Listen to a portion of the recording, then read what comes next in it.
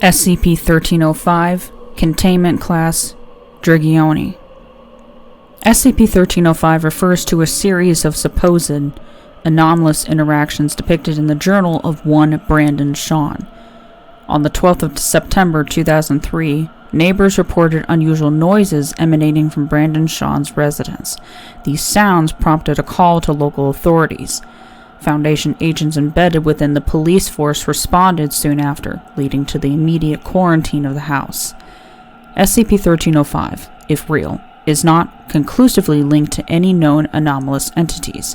SCP-1305 is suspected to be associated with numerous missing persons cases in Winsafort, New Hampshire, based on the following observed patterns: appearance of some form of domestic animal, the usage of said animal as a lure, some member of the family taking these animals in due to varying reasons, the subsequent disappearance of all family members with no explanation or physical evidence. Brandon Shawn depicted numerous interactions with a house cat and his son, Cameron Shawn, in his journal, although the validity of the entries created by Brandon is uncertain. The following excerpts from his journal have been retrieved for analysis.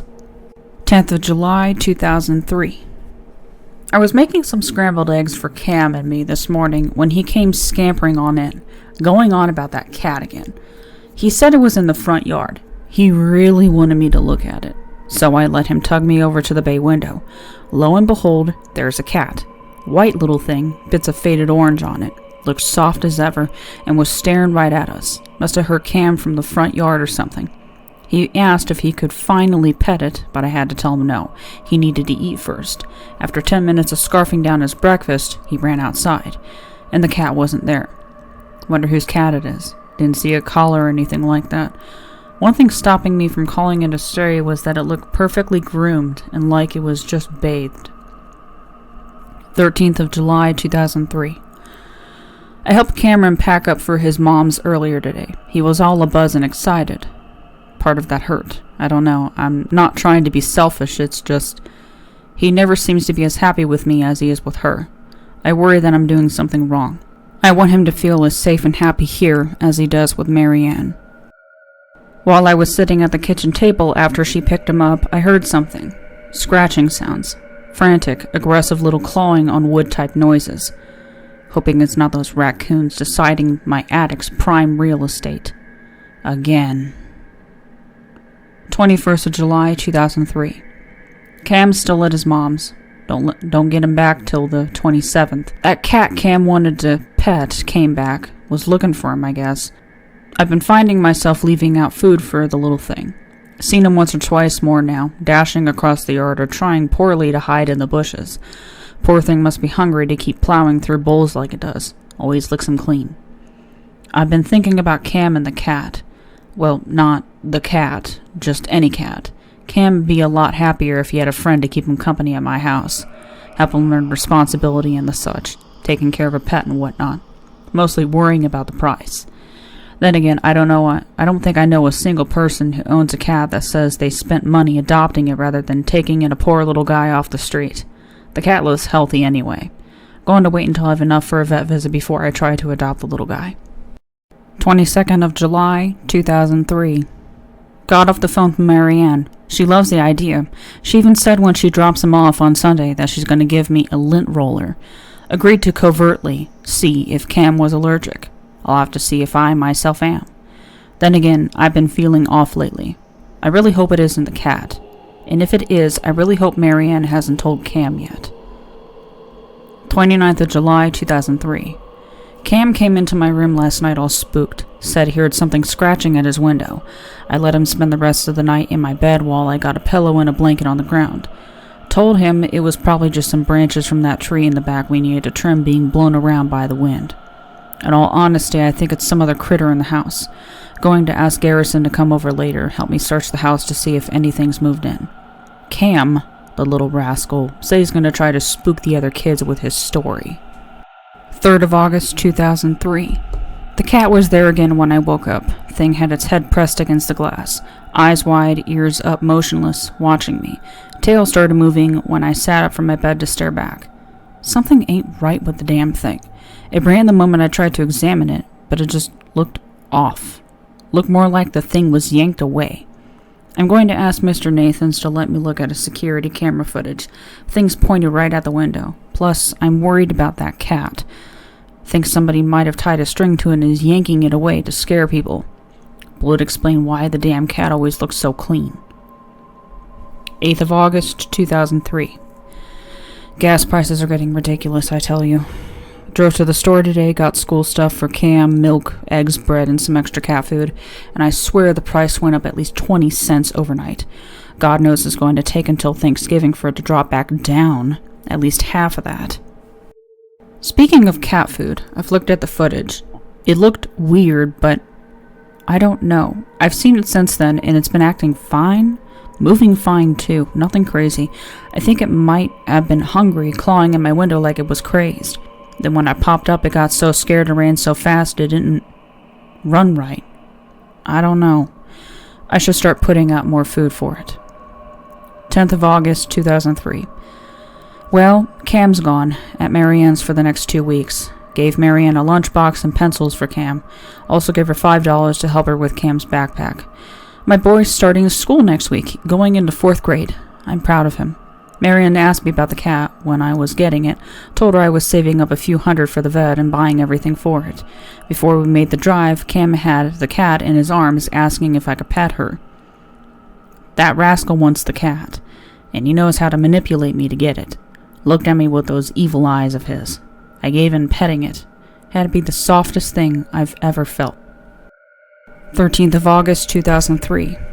Picking up opening and closing shifts for that stupid, adorable little cat. Should start getting the opener and closer bonuses by the time Cam gets back. Don't know how long I can keep that going, but with enough coffee, anything is possible. You would not be able to tell that the cat's been eating so much food. It looks like one missed meal away from just being bones and fur. 18th of August, 2003. My boy went to his first day of school. Me, him, and Marianne called during dinner to talk about it. He's making new friends, reading, and sounds like he's having fun. She's going to take him to Blockbuster tomorrow, get some movies for him. I'm going back to just opening. The paycheck is going to be great, but I can't keep powering through with 12-hour shifts. 20th of August, 2003. $377 for 84 hours of work in a single week. I don't know if that'll be enough to get the cat to the vet on top of buying the cat everything that it needs. That damn scratching is back. Garrison and I didn't find anything, so I'm out of ideas. I tried to climb up to my roof with shears, but the tree has got to be around 10 feet away from the roof. 23rd of August, 2003. Cam, that little cheeky rascal, came back from the bus stop with that cat in his arms, just begged me to keep her, and Cam broke me. Stared into my soul, cat in hands. I should have said no, waited just another few days for my paycheck, but future me won't understand how impossible it was to say no to a prepubescent with the most adorable little creature in his arms at the same time. Praying that it will be fine if we don't take the cat to the vet for a few days. Guess I have to buy a litter box now. 25th of August, 2003. Been teaching Cam how to care for the cat for the last few days. How much food to pour, how much water it needs, how to clean the litter box. Well, I would be teaching him the litter box part, but for all the food the cat's eaten so far, it hasn't used it yet. Granted, we've been letting her roam around outside. She seems to stay outside most nights, so I'll just pray it's that. I really, really hope the cat isn't sick. Don't think I've written about his grades yet. He's doing great. When me and his mother split up, I don't know. I was worried that it would hurt him badly. It would be worse if it was a bad breakup, but I don't know. He's a smart kid. The teachers noticed it. Said he's been getting straight A's so far. He's a strong kid, too. I'm proud of him. We need to think of a name for the cat. 26th of August, 2003. I called the vet. They said a visit would only be $200. After all the stuff for the cat, we'll have enough. There'll also be enough left over that I can treat Cam to something special this weekend. I'm taking the cat in on Friday, if I can even find it. Cam's so happy with that cat, he comes home with a smile and plays with it for hours. This might be the happiest I've seen him since before me and Marianne split up. It's nice to see him like this again. He's going to a sleepover tonight at one of his friends' houses. Spoke to his friend's parents for around an hour. I trust them with Cam. Cam should be fine. He's about a 5-minute drive from Marianne's house, although she hasn't called back for the past few days. 28th of August, 2003. 24 hours. It's been 24 hours. Why the fuck did I wait 24 hours? They said I didn't need to. As soon as I thought he was gone, I could have, but I didn't. I thought he was trying to sneak off to his friends' houses, one of their houses. I called everyone I could think of. It makes me sick. What kind of father lets this happen? I'm pretty sure Marianne left town. I don't know where she is. No one does. Police checked on her, and she wasn't at her house. Her car was there. I don't know what she's doing right now. Does she even know? Did she do it? No. No, she couldn't do it. She wouldn't do it. God knows where she is. I can't find her, and I can't find him. I won't ever find him. They took my boy. Some sick bastard stole him from me. He was waiting at the bus and didn't even make it to school. That's what they think. What kind of monster steals a 9-year-old boy right in front of his front lawn? What kind of father doesn't even notice? I'm never going to see Cameron again. I can't do this right now. I just can't do this. I haven't seen the cat. I need him. I've been trying to find him all day. 10th of September, 2003. It's that fucking scratching. I hear it. I hear it every fucking night. I went out there at midnight, tried to trim the branches off that tree.